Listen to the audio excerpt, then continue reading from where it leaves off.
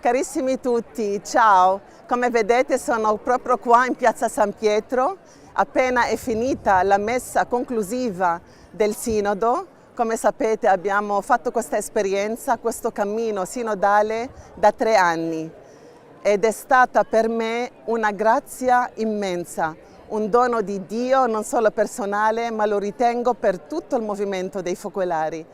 Il Papa ci ha appena detto nell'omelia: non siamo una Chiesa muta, ma una Chiesa in ascolto del grido dell'umanità. Non una Chiesa seduta, ma una Chiesa in cammino. E questa è stata l'esperienza mia durante tutto questo mese.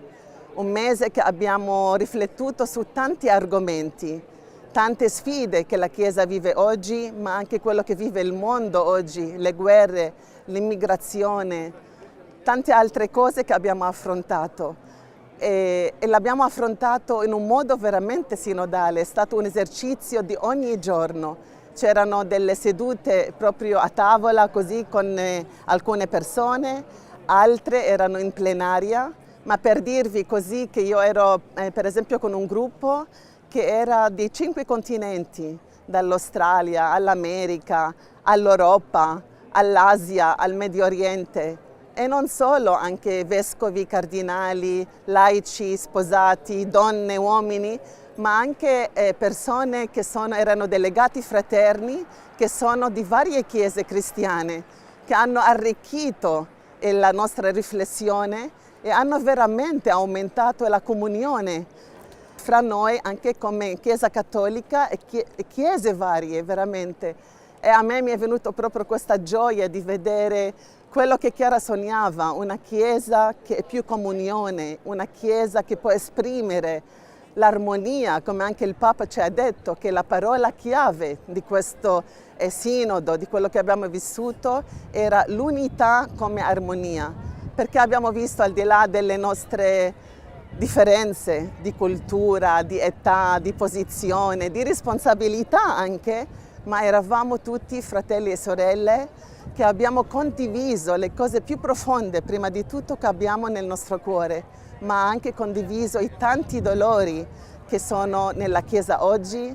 Anche non abbiamo avuto anche vergogna, questo che mi ha colpito tanto, che la Chiesa non ha avuto vergogna, si è messa in umiltà anche a dire tutti i mali che sono successi e a chiedere perdono prima di tutto a Dio, ma anche a tutti i nostri fratelli e sorelle che abbiamo nel corso degli anni fatto soffrire. E adesso è importante che questa tappa non sia una tappa che è finita qua, ma proprio un punto di partenza per tutti noi, per camminare insieme, perché il Sinodo aveva questo titolo: per una Chiesa missionaria nella partecipazione, nella comunione e nella missione. Per chi non riuscirà ancora a leggere tutto il documento, voglio dirvi in sintesi quello che mi ha colpito di una lettura veloce. Ha 5 parti. E la prima è proprio chiamati dallo Spirito Santo alla conversione. E questa è la cosa che io sento, cioè la chiamata alla conversione, perché la sinodalità è proprio come una profezia sociale e che ha bisogno di una spiritualità per poterla vivere. Non è una sinodalità che vuol dire solo camminare insieme, ma ci vuole una spiritualità e per vivere questa spiritualità ci vuole ascesi, umiltà e la pazienza di camminare insieme sicuramente, ma anche la disponibilità di perdonare ed essere perdonati. E la seconda conversione è la conversione delle relazioni, cioè che noi a base di tutto c'è la relazione con le persone, non con le cose, ma sono le persone con quali noi dialoghiamo. La cura delle relazioni non è una strategia o lo strumento per una maggiore efficacia organizzativa, ma il modo in cui Dio Padre si è rivelato in Gesù nello Spirito. E la terza è la conversione del processo, che abbiamo approfondito tanto il discernimento di come anche vivere le nostre responsabilità, i nostri governi, le nostre responsabilità nella Chiesa, nelle comunità che facciamo parte. Allora, come è importante anche vivere la trasparenza, il rendiconto, ma anche la valutazione di tutto quello che facciamo e operiamo per essere credibili anche nella società. E il quarto punto è la conversione dei legami.